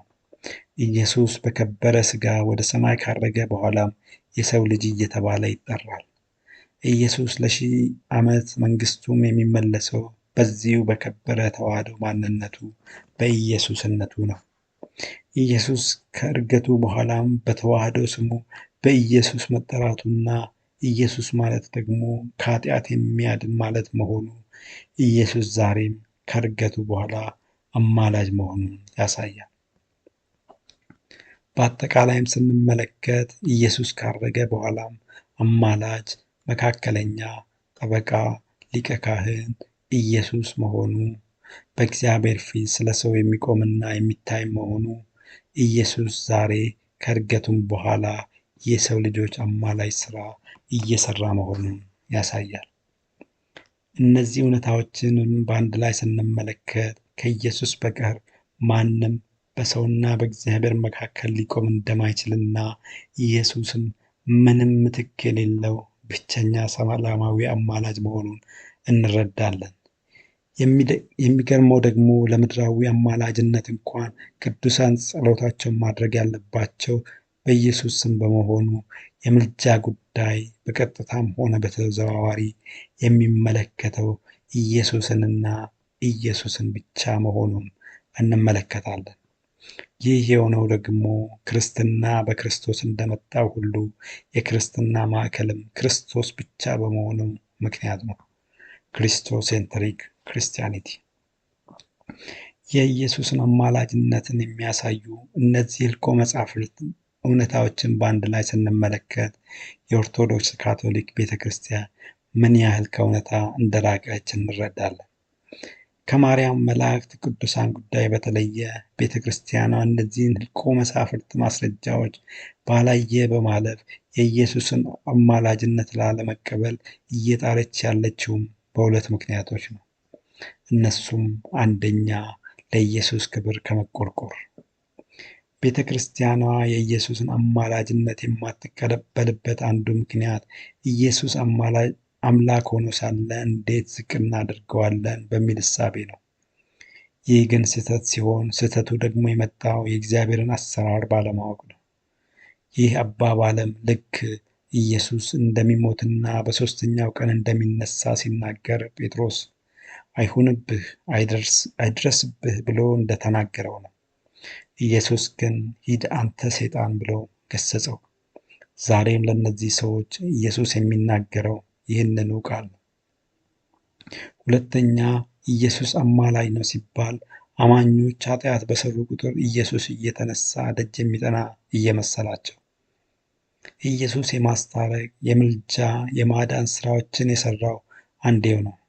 ዛሬ ሰዎች በዚህ የኢየሱስ ስራ ብቻ አምነው ነው ከዚህ የኢየሱስ አገልግሎቶች ጋር የሚገናኙት። የሰው ልጅና የመንፈሳዊ ዓለም የጊዜ እሳቤ የተለያየ ነው። በመንፈሳዊው ዓለም የኢየሱስ ስራም ሆነ ደሙ ሁልጊዜ ትኩስ ነው። እነዚህ ሁለቱ እውነታዎች የሚያሳዩት ቤተ ክርስቲያኗ ምን ያህል ከመንፈሳዊ እውነታ ርቃ በስጋ አእምሮ እየተንቀሳቀሰች እንደሆነ ነው። ሂድ አንተ ሰይጣን ከመባል ይሰውራችሁ ከማለት ውጪ ምንም ማለት አይቻልም።